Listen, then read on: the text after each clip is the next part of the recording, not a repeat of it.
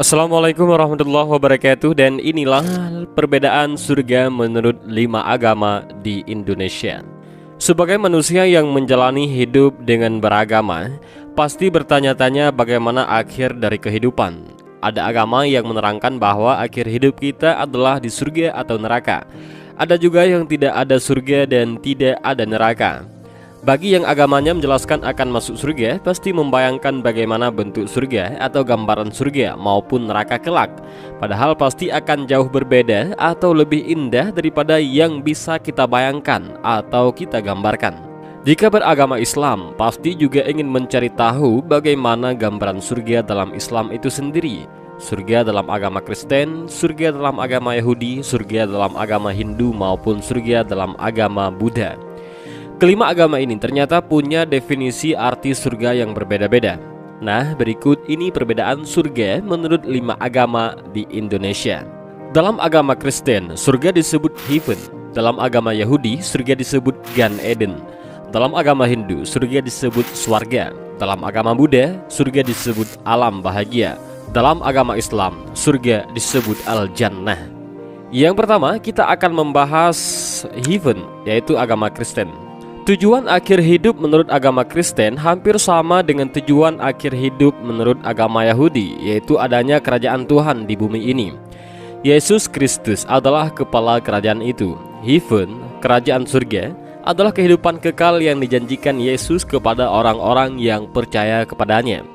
Istilah surga dipakai penulis Alkitab merujuk kepada tempat yang kudus di mana Tuhan berada saat ini. Kehidupan kekal, ciptaan yang sempurna, tempat di mana Tuhan menghendaki untuk tinggal secara permanen dengan umatnya. Tidak ada lagi perpisahan antara Tuhan dan manusia.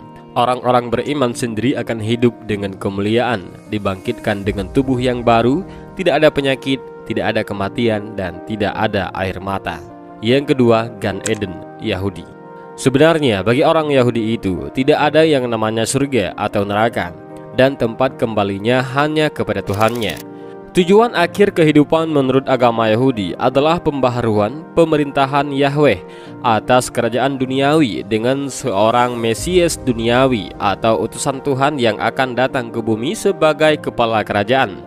Barang siapa di dunia memelihara Torah akan masuk surga ke Taman Eden, dan barang siapa tidak memelihara Torah, ia menuju tempat hukuman yang disebut Gehinom. Gan Eden adalah bahasa Ibrani yang berarti Taman Eden, adalah tempat spiritual terakhir yang diyakini umat Yahudi, tempat di mana jiwa dari orang-orang benar-benar hidup abadi bersama Tuhan. Penggunaan istilah Eden sebagai tempat yang sangat menyenangkan mungkin berhubungan dengan istilah yang sama dalam bahasa Ibrani untuk kata kesenangan atau kemewahan.